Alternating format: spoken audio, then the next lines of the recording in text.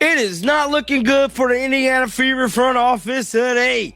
Things are hitting the fan online, and it's getting real. There's two things in major sports that you don't want to have an issue with.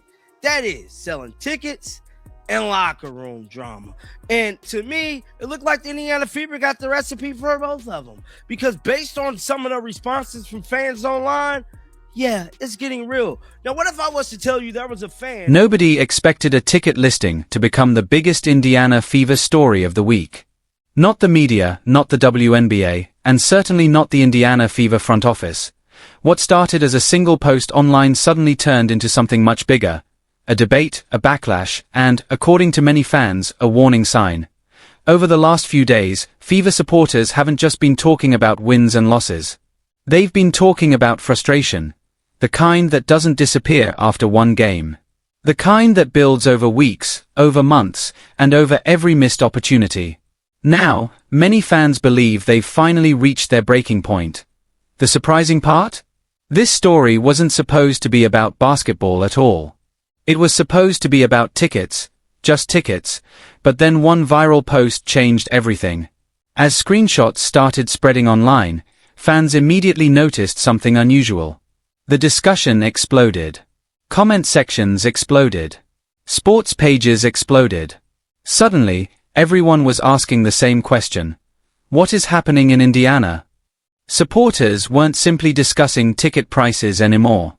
They were talking about trust, confidence, direction, and whether the Fever are truly maximizing one of the biggest stars the WNBA has ever seen. That's when things started getting uncomfortable, because every Fever conversation somehow circles back to Caitlin Clark. Every debate, every controversy, every headline. And this one was no different. The moment fans saw those ticket discussions, the conversation shifted instantly, not toward attendance or pricing, but toward expectations. Many supporters believe the Fever should be one of the biggest success stories in basketball. Instead, every week seems to bring another debate, another argument, and another controversy. That's exactly why emotions are running so high.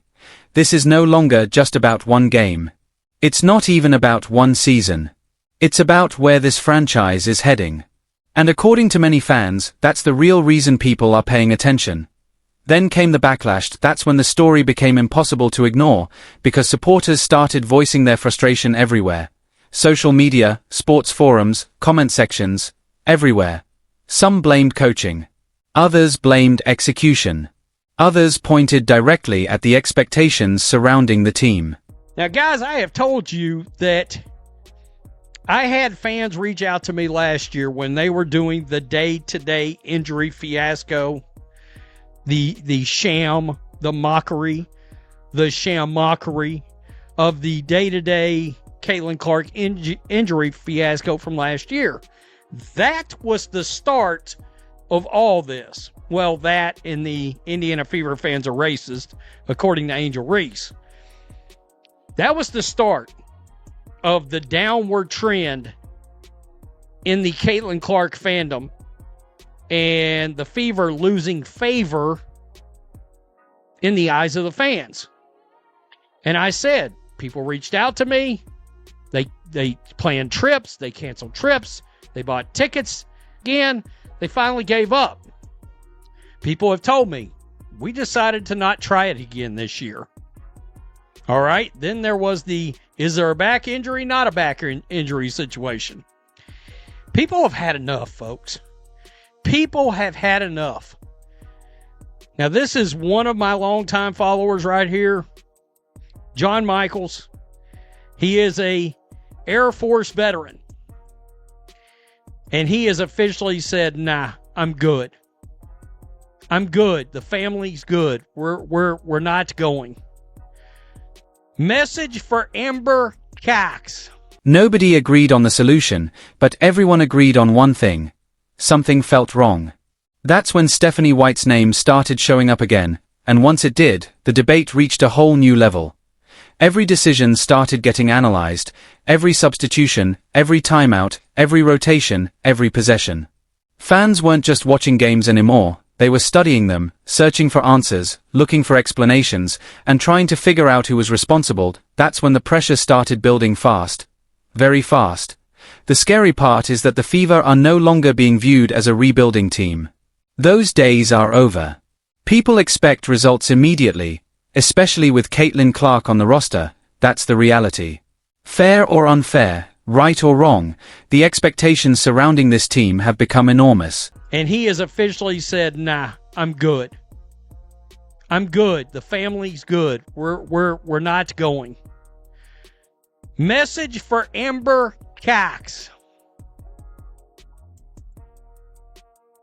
The Pacers ownership better be paying attention. Just sold tickets and canceled our hotel/flight reservations for the back-to-back home games on July 17th and 18th. They had tickets to 2 games. My daughter and I have flown in 2 years in a row. We're both so tired of watching terrible basketball. Right there. There's proof. There's proof. I mean, that's 4 tickets right there. But there's proof this man puts his money where his mouth is. Now, this is what John posted. John, congratulations. Your tickets listing just flew off the shelf. Yes, he sold 2 tickets. This is for the July 17th and July 18th verse, the New York Liberty and the Seattle Storm. Let's read some of the comments. Pathetic leadership. They are both morons. Hey, you're not alone. 2 adults, 2 teens, 2 kids canceled our family road trip to Indy for the Fever's back-to-back games. We canceled ours July through the 11th accommodation. Ain't buying stuff from Fever merch anymore. LOL. Damn. Mind you, Amber Cox is in the post. Now, John went on to talk about his situation. John stated, it's more enjoyable watching the Fever lose, but Caitlin Clark balling out in her. And whenever expectations aren't fulfilled, the reaction becomes explosive. That's exactly what's happening right now. The Fever aren't just battling opponents anymore. They're battling frustration, expectations, and a fan base that desperately wants this team to reach its full potential. That's why this story has become so fascinating. Nobody is talking about ticket sales anymore. They are talking about trust, leadership, and the future. And that's a much bigger conversation. Then came another twist, as some fans started asking a question nobody inside the organization wants to hear. What happens if this frustration continues? What happens if the criticism grows louder? What happens if the pressure keeps building? Those questions are making people very nervous. Right now, the Indiana Fever are one of the most watched teams in basketball. Every game becomes national news. Every reaction becomes a headline, and every controversy turns into a viral story. That spotlight isn't fading away. If anything, it's getting even bigger. That's why many fans believe the next few weeks could be critical. Not because of ticket prices or social media, but because of momentum. Momentum can change everything. One winning streak can silence critics. One strong stretch can reshape the narrative. One breakthrough moment can make all of this disappear. But until that happens, the questions will remain. The debates will continue, and the pressure will keep growing. Which brings us to the biggest question of all. Are fans overreacting, or are they trying to send a message? That's the debate taking over Fever Nation right now, and judging by the reactions online, this story is far from over. Now, I want to hear from you. Do you think the Indiana Fever are moving in the right direction? Or do major changes need to happen? Comment below, and if you enjoyed this video, subscribe, turn on notifications, and share it with another Fever fan. Because if the pressure is this intense now, the next chapter of this story could be even bigger.